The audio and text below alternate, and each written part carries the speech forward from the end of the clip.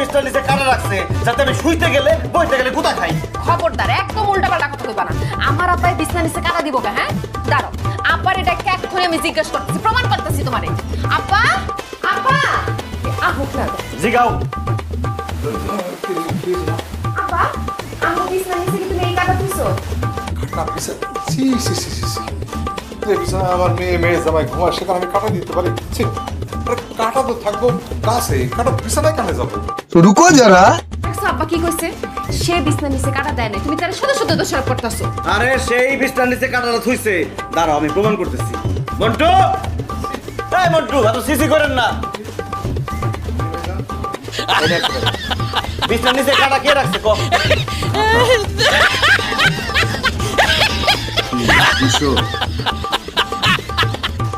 পরে আপনার টাকা জমা বাকি সেটা আমার খুব ভালো করে জানা আছে।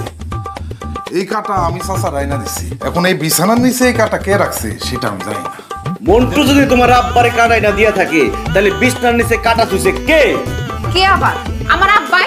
এখন তুমি আমারে কও, এখন কি তার সাথে সম্মান দিয়া ভদ্রভাবে কথা বলা উচিত? মোটেও না। সি সি সি আব্বা, তুমি এত বড় হিংসা কেমনে করলা? আমগো বিছনা নিচে কাটা থুইছো তুমি? দিছি। এরপর দেখবি বিছনায় আমি দা ছুরি কাশি সব ধারালো জিনিসপত্র রাখবো, জামাই শুইলে যে দু টুকরা গেছে। এখন সবাই আছে তো জামাই এনে দিন, এবার কেউ যাও। ও আল্লাহ গো, এটা দিয়ে পুরো ডাকাত। কি হইছে? কি হইছে? জামাই বাবাকে চুপ করে কি হইছে? আম্মা জান, আপনি ডাকাতের লোক এতদিন সংসার করলেন কেমনে? এই ডাকাত কি করতে জানেন? আমাদের বিছনার নিচে এই যে কাটাগুলো দিয়ে রাখছে যাতে আমরা শুইলে কাটার গুদা খাই। আপনি এটা বিচার করেন, আপনি কি বিচার করতে পারবেন? অবশ্যই করব।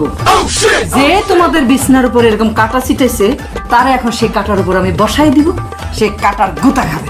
জানো বাবা কি? এই কাটা ছিটে দাও। আরে বসতে হবে, বসো। জামাই বাবাজি, বসবে না নাকি? তুমি এক কাজ করো তো, দলিলটা নিয়ে আসো, আমি এই বাড়িটা তোমার নামে লিখে দিতে।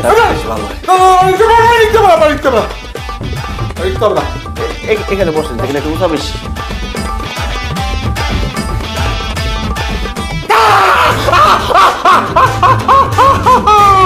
খুব ভালো হয়েছে আম্মা জান।